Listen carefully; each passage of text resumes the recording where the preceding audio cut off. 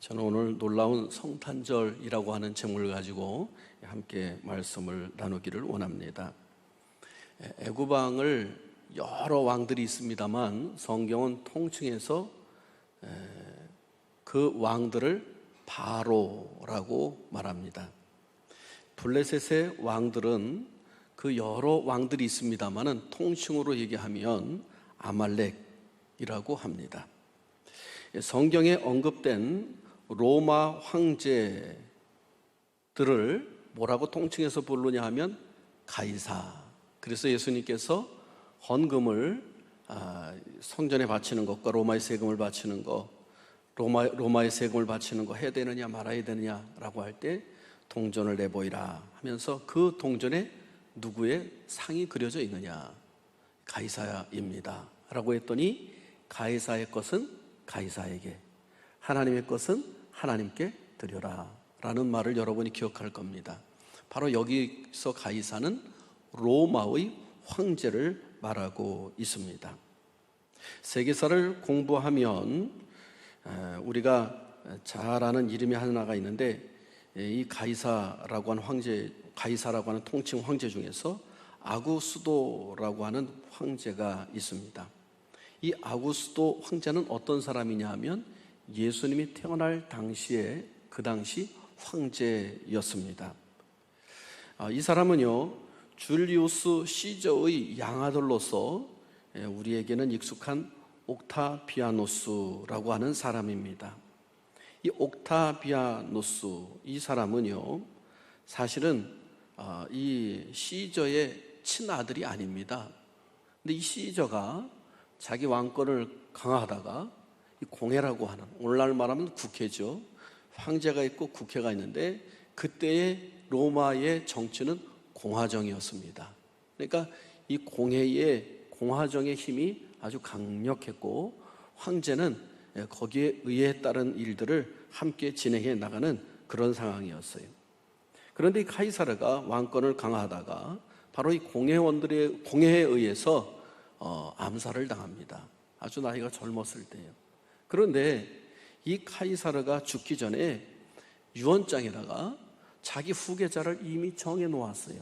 아마 자기가 그렇게 일찍 죽을 줄을 알고서 그렇게 해놨는지 모르겠습니다만은 후계자를 정했는데, 이미 자기 아들은 없는데 그가 누구였냐면 자기 누나의 아들, 말하자면 조카죠.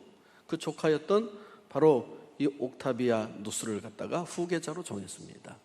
그런데 이 옥타비아누스는 멀리 떨어진 곳에서 자기의 그런 훈련을 하고 군인으로서 또 어떤 그러한 삶을 살아가고 있었는데, 그때에 이 로마 안에서는 안토니우스라고 하는 사람이 이미 권력을 다 쥐고 있었는데, 이 유언장이 발견되어서 빨깍 뒤집히긴 했습니다만은 이미 이 권력은 안토니우스에게 다 넘어가 있었습니다. 그러던 중에 이 옥타비아노스의 그 측근에 있던 사람들은 빨리 도망치십시오. 만약에 당신이 도망치지 아니하면 안토니우스 저 사람이 당신을 찾아서 반드시 죽일 것입니다 라고 했더니 이 옥타비아노스가 아니다, 나는 호랑이 굴로 들어가겠다. 그리고서 로마로다가 들어옵니다. 어쨌든 이미 그에게 후계자로 세웠다라고 하는 유언장이 나왔고 모든 것이 퍼져나갔으니까 그를 함부로 안토니우스도 죽일 수가 없었죠. 그러다 보니까 이 옥타비아노스가 들어가서, 대단한 사람이죠, 자기 권력을 키우기를 시작합니다. 그러면서 이 안토니우스에게 자기의 딸을 또 이렇게 시집 보내기도 하는데요. 그런 과정 가운데 이 세력이 서로 만들어가는 거겠죠. 그런데 이러한 세력 가운데 바로 이 옥타비아노스를 꼭 두둔했던 건 아니지만은 안토니우스의 그러한 잘못된 것들을 지적하는 사람이 나타나기 시작했고, 힘 있는 사람이 나타나기 시작했는데, 결국 이 사람의 힘과 합해져서 이 안토니우스가 이제 멀리 외방으로 나가고, 그래서 여러분이 잘 아는 클레오파트랑 가까워져서 클레오파트랑 그렇게 결혼하고 살던 사람이 안토니우스죠. 그래서 이 악티움이라고 하는 곳에서 결국은 이 옥타비아누스와 안토니우스가 대결을 펼쳤는데 거기서 누가 이기느냐? 이 옥타비아누스는 군인으로서는 뛰어난 그런 군인은 아니었지만은 지략이 아주 뛰어났던 사람인데 여기서 대승을 거두게 됩니다. 그래서 이집트와 이 안토니우스의 그 군대를 악티움 해전에서 물리치고 이제 로마의 황제로 등극을 하는 거죠. 그리고 났는데 이 로마의 황제로 등극을 하고 나서 그것으로 끝나고 난 것이 아니라 그는 의회보다는 이제는 황제의 권한을 강화시키기 시작합니다. 그래서 이 공화제의 제도에서 군주 제도로 바뀌어서 이제는 기원전 27년, 예수님이 오시기 전 27년 전에 원로원은 그를 갖다가 신격화해서 아우구스투스라고 하는 존칭을 줍니다. 이 아우구스투스라고 하는 얘기는 가장 존엄한 자라고 하는 존칭을 붙인 거예요. 어쨌든 이로부터 200년 동안 로마는 강력한 국가가 되어서 평화를 누리는 팍스 로마라고 하는 그런 시기가 되었습니다.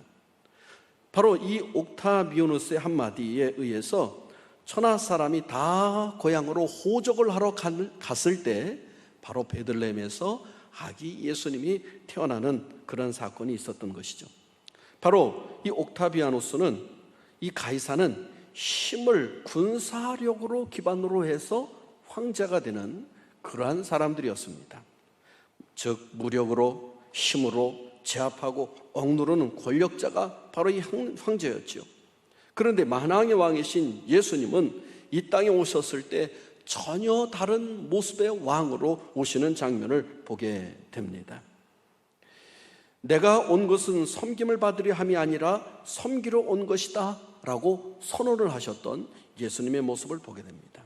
권력으로 윽박지르고 사람을 따라오게 하고 그리고 사람들에게 자기 권력 아래 탁 놓이게 하는, 그래서 자신을 믿게 하는 그런 분이 아니셨습니다. 그분은 사랑으로, 그분은 공일하심으로, 그분은 인내로서 자신을 다 내어주며 우리를 하나님의 자녀로 부르시는 그런 만왕의 왕이셨다라고 하는 사실인 것이죠. 그러므로 그런 예수님이 이 땅에 오신 사건은 역사적으로 가장 경이롭고 놀라운 사건이었다는 것입니다. 그것은 하나님이 인간의 몸을 입고 아기 예수님으로 이 땅에 오셨다라고 하는 사실인 것이죠. 오늘 본문은 우리에게 경이롭고 놀라운 사건을 들여다보게 되는 그런 내용을 알려주고 있습니다.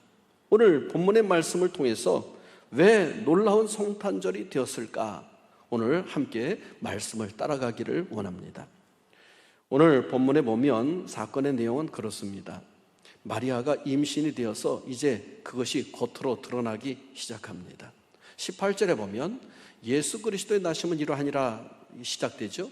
그의 어머니 마리아가 요셉과 약혼하고 동거하기 전에 성령으로 잉태된 것이 나타났더니가 무슨 뜻입니까? 이제 점점 배가 불러오기 시작하고 눈으로 드러나기 시작했다는 거예요. 그 내용을 이제 남편 약혼했던 요셉이 알게 되었어요. 여러분이 요셉이라고 한다면 어떤 마음이 들겠어요? 아마 배신당한 것에 대해서 무척 화가 났을 거예요. 그리고 그 마음 가운데는 엄청난 분노가 들끓었을 것입니다. 임신한 것이 지금 나타났어요. 자기에게 임신했다는 소식이 들려왔어요.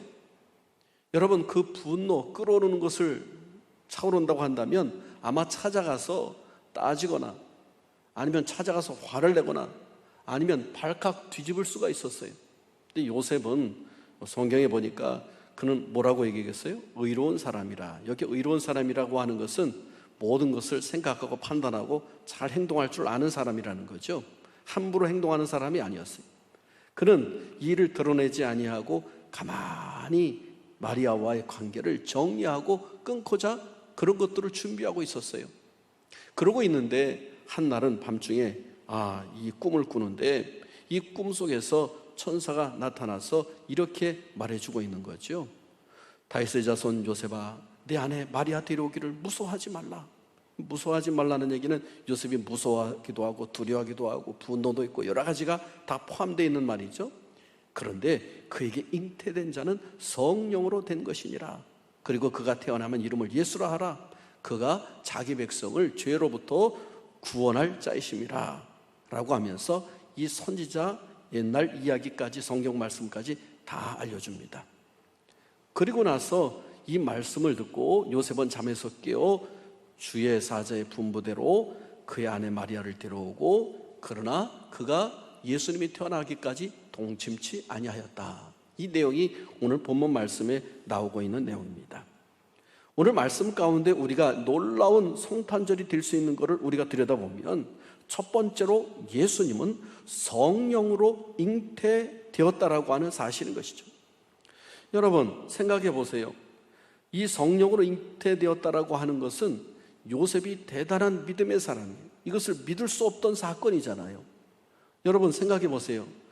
남자와 여자가 결혼하여 그 사이 가운데 태어나는 것이 악인데 이것은 전혀 혼인도 하지 않은 상태에서 자기 아내 마리아가 임신했다라고 하는 것은 믿을 수 없는 사건인데 천사가 꿈속에서 전해준 그 이야기를 그대로 믿고 마리아를 데려왔다라고 하는 것은 이 요셉에게는 엄청난 믿음의 사람이었던 것을 우리가 알 수가 있습니다.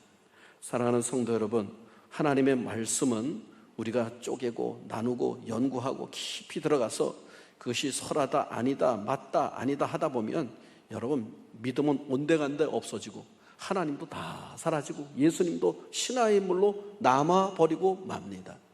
여러분 이 하나님의 말씀은 1.1핵이라도 변하지 않는다라고 하는 그 하나님의 말씀을 그대로 믿고 우리가 순종하고 나아갈 때 우리 주님이 진정으로 구세주가 되고 우리 하나님은 살아서 역사하시며 지금도 인도하시는 그 능력의 하나님으로 우리가 믿게 되는 줄로 믿습니다. 할렐루야. 우리 말씀을 믿음의 눈으로 바라보아야 되는 거예요. 바로 요셉은 믿음의 눈으로 예수님이 성령으로 잉태되었다는 것을 믿었습니다. 오늘 저와 여러분은 이 성령으로 잉태되었다라고 하는 하나님의 말씀을 믿을 때 바로 놀라운 기적의 그러한 성탄절이 되는 줄로 믿습니다. 1장 20절은 분명히 말씀하고 있습니다. 이 일을 생각할 때 주의 사자가 현명하여 이르되 다윗의 자손 요셉아 내 아내 마리아 데려오기를 무서워하지 말라. 그에게 잉태된 자는 성령으로 된 것이니라. 그리고 이미 선지자를 통해서 말씀했다는 거예요. 이사야 7장 14절 말씀을 이 천사가 이야기합니다. 그러므로 주께서 친히 징조를 너에게 주실 것이라. 보라 처녀가 잉태하여 아들을 낳을 것이요 그의 이름을 임마누엘이라 하리라. 이 말씀을 23절에 이 천사가 이야기하죠. 보라 처녀가 잉태하여 아들을 낳을 것이요 그 이름을 임마누엘이라 하리라 하셨으니 이를 번역한즉 하나님이 우리와 함께 계시다 함이라. 여러분 이렇게 구약의 선지자를 통해서 말씀하신 것까지도 예를 들어서 이 요셉에게 분명하게 알려주고 있음을 보게 됩니다. 그러면 이 요셉이 성령으로 마리아가 잉태되어 예수님이 임신되고 태어났다는 사실을 믿는 것처럼 우리가 그 사실을 우리가 믿고 고백하고 그리고 그것을 확신하는 것은 어떤 의미가 있고 왜 중요하다고 생각할까요? 여러분 남자의 씨로 태어난 자는 결코 구세주가 될 수가 없기 때문입니다. 아담 이후로부터 모든 인류는 이 죄의 유전으로 말미암아 모든 남자는 죄 가운데 있을 수밖에 없어요. 악의 예수님은 죄 없이 태어나야만 했는데 죄 없는 인간이 만약에 그 아이가 잉태되었다고 한다면 그는 절대로 구세주가 될 수가 없는 것입니다. 우리 인류의 죄를 대신해서 짊어질 수가 없다라고 하는 것이죠. 바로 예수님은 죄 없이 태어나야만 됐는데 죄 없는 분이 될 수 있는 길은 바로 성령으로 잉태되는 길이다. 이 성령으로 잉태되었다라고 하는 놀라운 은혜는 또 한 가지는 하나님의 독생자 아들이 인간의 몸으로 이 땅에 잉태되어 태어났던 것으로 나타났다라고 하는 사실을 믿는 중요한 고리가 된다라고 하는 사실인 것이죠. 그러면 여기서 우리가 또 한 가지 궁금한 것이 있습니다. 그러면 동정녀, 처녀, 다시 말해서 그런 처녀에게 태어났으면 우리가 혼돈도 안 할 텐데 아니 정혼한 마리아와 약혼한 마리아와 그 가운데서 태어났으니까 우리가 더 의심되는 것 아니냐. 또 후대 사람들도 요셉을 의심하게 되고 그리고 마리아까지 의심하는 것이 아닌가, 그렇게 얘기할 수가 있을 것입니다. 그런데 여러분, 약혼한 마리아에게 잉태되어서 예수님이 탄생한 분명한 목적이 있습니다. 그는 남자의 씨로 온 것이 아니라 성령으로 잉태되었지만은 그에게는 아버지가 필요했습니다. 여러분, 처녀에게는 태어났으면 그 아버지가 없는 사생아가 되고 말 거예요. 그러나 이 요셉이 그의 아버지가 됨으로 말미암아 아브라함으로부터 이르는 족보 이야기가 1장에 나옵니다. 아브라함과 다윗의 자손 예수 그리스도의 계보라. 아브라함은 이삭을 낳고 이삭은 야곱을 낳고 야곱은 유다와 그 형제를 낳고 쭉 나오죠. 14대 쭉 나와서 마지막 요셉이 나옵니다. 바로 요셉이 다윗의 왕가의 그러한 혈통으로 요셉의 가문이 이어졌다라고 하는 사실을 말씀해 주고 있어요. 여러분, 이 사실은 무엇입니까? 아브라함에게 하나님께서 내 본토 친척 아비집을 떠나라 라고 말씀하셨을 때 너는 복의 근원이 될지라 약속의 말씀을 주셨고, 또한 우리가 잘 알다시피 우리 다윗에게는 내 왕위가 영원히 내 앞에서 이어질 것이다 라고 말씀했어요. 그런데 이미 남쪽 유다 나라도 우리가 잘 알다시피 시드기야 왕으로 마지막으로 나라가 끝나버렸잖아요. 그런데 어떻게 다윗의 왕위가 영원히 이어질 수가 있는 성경의 말씀이 이어질 수 있었는가? 바로 예수님이 만왕의 왕으로 그의 후손으로 오실 때 그것이 가능했다는 거죠. 그러니까 동정녀 마리아로부터 태어나긴 했지만 바로 요셉과 정혼하여 그의 아버지가 된 것은 바로 그가 다윗의 왕위를 이어가는, 그리고 아브라함의 그 계통을 이어가는 그 사실을 마태복음 1장은 일부러 예수 그리스도의 세계라 라고 해서 그 말씀을 이어놓고 있다라고 하는 사실인 것이죠. 여러분, 이처럼 이 동정녀 마리아에게 태어난 것도 중요하고 또한 다윗의 왕위를 이어서 그 후손으로 오는 것도 중요하기 때문에 바로 이 정혼한 마리아와 요셉 사이에 바로 예수님이 태어났다라고 하는 사실을 말씀해주고 있는 것입니다. 성령으로 잉태된 하나님의 아들 예수님만이 그러므로 구세주가 될 수 있는 자격 있는 유일한 분이요, 그리고 예수님의 나심은 이러하니라 그 족보를 통해서 오늘 하나님의 거룩하신 구약 성경에 그 다윗을 통한 약속, 아브라함을 통한 약속도 분명히 이루어내시는 놀라운 역사를 보게 된다라고 하는 사실인 것이죠. 두 번째로 왜 놀라운 성탄절이 될 수 있는가? 오늘 본문 말씀을 통해서 우리가 깨달을 수 있는 것은 그 아기는 구원자로 왔기 때문이라고 하는 사실인 것입니다. 오늘 주의 사자가 이 꿈속에서 주에서 구원할 구원자로 아기 예수님이 탄생할 것을 분명하게 요셉에게 알려주고 있는 장면을 보게 됩니다. 천사가 그래서 그 이름을 예수라고까지 하라고 가르쳐 줍니다. 1장 21절 말씀입니다. 아들을 낳으리니 이름을 예수라 하라. 이는 그가 자기 백성을 그들의 죄에서 구원할 자이심이라 하니라.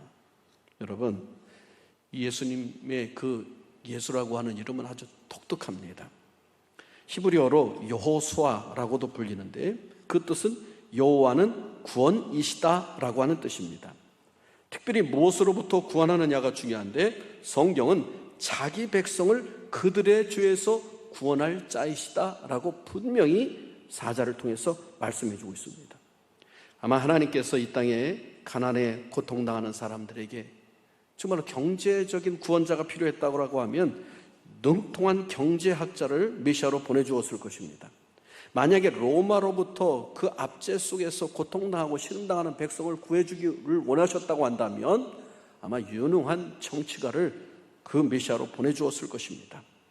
만약 인간의 즐거움을 주기 위해서 메시아 구원자를 보내주었다고 한다면 아마 최고의 코미디언을 보내주셨을 것입니다. 그런데 인류에게 가장 시급하고 가장 중요한 것은 하나님과의 관계가 깨어진 것을 다시 이어놓고, 그리고 그 깨어진 관계의 근본적인 원인이 죄로 말미암아 죽어가는 인생들이었는데 바로 이 죄로부터 구원하여 하나님의 자녀, 즉 구원의 백성으로 삼기를 가장 원하시는 것이 하나님의 첫 번째 의미였습니다. 그래서 예수님이 이 땅에 오신 목적을 성경은 분명히 말씀하고 있는 것입니다. 마태복음 20장 28절에 보니까 인자가 온 것은 섬김을 받으려 함이 아니라 도리어 섬기려 하고 자기 목숨을 많은 사람의 대속물로 주려 함이니라. 많은 사람의 대속물로 주려 함이니라. 그리고 분명히 자신이 오신 목적을 말씀하고 있습니다. 여러분, 하나님께서 친히 구세주로 이 땅에 오신 놀라운 날, 자신 생명을 내어주기 위해 이 땅에 오신 날, 바로 이 성탄절은 그래서 그 무엇과도 비교할 수 없는 놀라운 성탄절이 된다라고 하는 사실인 것이죠. 세 번째로 이 성탄절이 놀라운 사실은 그 아기를 임마누엘이기 때문이라고 하는 사실인 것입니다. 성경은 그 아기의 또 다른 이름을 이렇게 소개하고 있습니다. 1장 23절 말씀입니다. 보라, 처녀가 잉태하여 아들을 낳을 것이요 그 이름은 임마누엘이라 하리라 하셨으니, 이를 번역한즉 하나님이 우리와 함께 계시다 함이라. 여러분, 히브리어로 임마누라고 하는 단어는 우리와 함께라고 하는 뜻이에요. 그리고 엘이라고 하는 뜻은 하나님을 나타납니다. 그러니까 하나님이 우리와 함께 계신다라고 하는 뜻이 임마누엘이다. 그래서 오늘 본문 말씀 끝부분에도 그 부분을 해석해 주고 있죠. 여러분, 이 말씀은요, 하나님은 저 멀리 우리와 상관없이 떨어져 계신 분이 아니란 얘기입니다. 하나님은 높은 천상에서 내려다보고 우리 인간들에게 이래라 저래라 참견만 하시고 심판만 하시는 분이 아니라고 하는 사실입니다. 그 하나님은 우리 인간 가운데 구체적으로 인간으로 오셔서 우리와 함께 거하시고, 우리와 함께 먹고, 우리와 함께 마시고, 우리와 함께 자고, 우리와 함께 울고, 우리와 함께 울었던 분이라고 하는 사실을 이 임마누엘이라 하는 단어 속에 말씀해주고 있다라고 하는 사실인 것입니다. 여러분, 직접 인간으로 오셨다라고 하는 이 사실이 어메이징, 정말로 놀라운 일이라고 하는 거예요. 여러분, 어떤 종교가 하나님이 인간이 되어 이 땅에 오셨다라고 하는 그런 놀라운 것을 선포하는 종교가 있습니까? 오직 예수 그리스도만이 이 땅에 오신 하나님의 독생자라고 성경은 말씀해주고 있는 것입니다. 그러므로 이 놀라운 사건을 요한복음은 이렇게 증거하고 있습니다. 요한복음 1장 14절 말씀에 보니까 말씀이 육신이 되어 우리 가운데 거하시며 우리가 그의 영광을 보니 아버지의 독생자의 영광이요 은혜와 진리가 충만하더라. 할렐루야. 은혜와 진리가 충만한 독생자의 영광이 있는 분. 여러분, 그러므로 임마누엘의 주님은 나의 기쁨도, 나의 아픔도, 나의 연약함도 아시는 하나님이십니다. 아니, 예수님이십니다. 그분은 우리와 같은 육신을 입으셨기에 배고픔도 아시고 멸시도 당하였고 연약함도 다 아시는 그런 분이라고 하는 사실인 것입니다. 한마디로 말해서 이것을 뭐라고 하냐면 나의 모든 것을 아시고 공감한다라고 말할 수 있어요. 여러분, 공감은요, 가장 잘하는 공감은 그것을 겪어본 사람만이 알 수 있는 거예요. 요즘 트로트 열풍이 계속 불고 있더라고요. 그래서 요즘 미스트롯 2라고 하는 방송이 또 시작되고 있는데 시청률이 신문에 보니까 30% 이상이래. 여러분, 이 케이블 TV의 한 방송인데 어마어마하게 사람들이 보는 거죠. 그런데 그 방송을 저도 잠깐 보다 보니까 그런 장면이 나오더라고요. 거기에 먼저 미스터 트롯에서 그 7명의 그 사람들이, 그 됐던 사람들 중에 6명이 심사위원으로 마스터라고 해서 딱 나와서 이거 합격, 이거를 아니면은 안 눌러주고 하는 그 배를 누르는데 보니까 그 출연자들 중에 보면은 기존 트로트 가수들이 있는 거예요. 근데 이름이 알려지질 않았어. 그래서 이 사람들이 그 마음에 큰 아픔을 가지고 뭐 불러주는 데도 없고 노래할 무대도 없고, 그러나 노래는 하고 싶고, 그래서 그 1년 때로는 5년, 10년, 심지어는 20년 동안 노래를 해왔던 사람들이 있는데 여기 이 트롯 무대에 한번 서가지고 사람들에게 자기를 알리고 싶어, 자기 실력을 드러내고 싶어. 그래서 최선을 다해서 노래를 부르고 나서 만약에 이 불이 하나라도 안 들어오면 막 눈물이 걸썽걸썽하고 아니면은 막 눈물이 뚝뚝뚝뚝뚝 떨어지는데요. 그 먼저 이 사실을 겪었던 그 6명의 그 마스터들도 보면은요, 막 눈시울이 뜨거워지고 자기들도 그 아픔의 현장을 다 겪었잖아요. 자기들도 무명의 시절이 있어가지고 저 거리에서 아무도 들어주지 않는 곳에서 노래도 하고 춤도 추고 불러주지 않지만 가서 노래도 부르고 때로는 아무것도 받지도 못하고 노래도 불러주고 그러나 무대만 있으면 좋겠다 그랬던 사람들이 그 과정을 겪으면서 다 올라오니까 그들이 나와서 눈물 한번 흘릴 때마다 자신들도 함께 눈물을 흘리더라고요. 여러분, 이게 공감이에요. 여러분, 예수님이 이 땅에 오셔서 정말로 애비 없는 자식이라고 비아냥 소리도 들었을 것입니다. 저는 사생활하는 이야기도 아마 수없이 들었을 거예요. 사랑하는 친구에게 배신당하는 아픔도 겪었던 사람입니다. 아무런 잘못도 없는데 군병들에게 따기를 맞고 심지어 침뱉음을 당하고 갈대로 조롱을 당하기도 했습니다. 억울한 재판과 무고로 십자가를 지는 큰 아픔과 고통을 겪었습니다. 우리 예수님은 깊은 슬픔과 통곡 가운데 하나님께 기도도 하셨다라고 하는 사실을 성경은 말씀해 주고 있어요. 히브리서 기자는 육신을 입고 사신 예수님에 대해서 이렇게 증언해 주고 있습니다. 히브리서 5장 7절에 보니까 그는 육체에 계실 때에 자기를 죽음에서 능히 구원하실 이에게 심한 통곡과 눈물로 간구와 소원을 올렸고 그의 경건하심으로 말미암아 들으심을 얻었느니라. 예수님은 육신으로 오셨을 때 심한 통곡과 눈물과 간구로 하나님 앞에 자기 소원을 아뢰었다. 여러분, 우리가 삶을 살아가면서 이런 경우들이 얼마나 많습니까? 아마 여러분의 많은 환경과 여건이 수없이 우리가 맞닥뜨리지 않습니까? 오늘 예수님과 같이 이 죽을 것과 같은 상황 가운데 있는 사람이 할 수 있는 것이 뭡니까? 심한 통곡과 눈물로 하나님 앞에 간구하는 것일 거예요. 바로 하나님은 바로 우리의 심한 통곡과 간구와 그 아픔과 그 눈물까지도 다 알고 계시고 그것을 다 공감해 주시고 다 아셨던 분이 바로 우리 예수님이라고 하는 사실인 것입니다. 여러분, 어떤 신이 인간의 아픔을 알고 인간을 공감해 줄 수 있습니까? 여러분, 말 못하는 나무 토막을 세워놓고 절을 하고 무언가를 달라고 할 때 그것이 공감할 수 있습니까? 보지도 못하고 말도 못하는 것이 우리의 소원을 들어줄 수 있습니까? 그런데 이 영이신 하나님이 인간의 몸으로 이 땅에 오신 놀라운 역사도 놀라운데 바로 그분이 우리의 모든 것을 다 경험하시고 체험하시고 그리고 아셨다라고 하는 사실인 것입니다. 그래서 기독교의 하나님은 어메이징, 놀라운 하나님이시라고 하는 사실인 것입니다. 그래서 이 성탄절은 어마어마한 놀라운 사건이요, 오늘 우리에게는 상상도 못할 사건이 이 땅에 벌어진 날이 바로 이 성탄절이라고 하는 사실인 것입니다. 우리가 겪는 고통과 눈물을 아시는 임마누엘의 하나님이 바로 우리 곁에 함께 계셨기 때문인 것입니다. 그러면 우리는 어떻게 성탄절을 맞이하고 지내야 될까요? 여러분, 이 성탄절을 맞이하여 이 구원의 하나님의 은혜를 마음껏 누리시기를 바랍니다. 오늘 요셉이 하나님 앞에 그렇게 모든 것들을 믿고 실천했던 그 순수한 믿음이 이 성탄절을 통해서 여러분 가운데 끌어올리시기를 바랍니다.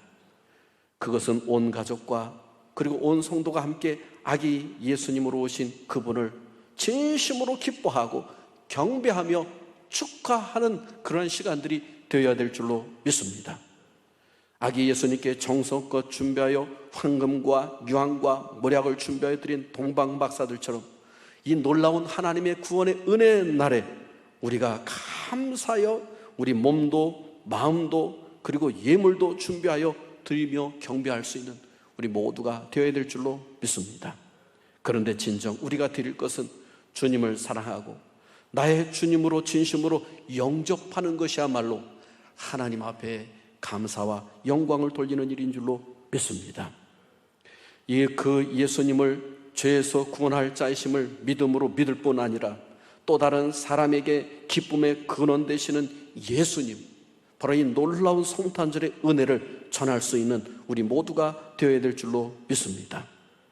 단일종이 땡땡땡, 그래서 저 산골짜기에도 저 바닷가 오막살이에도 단일종이 울리네.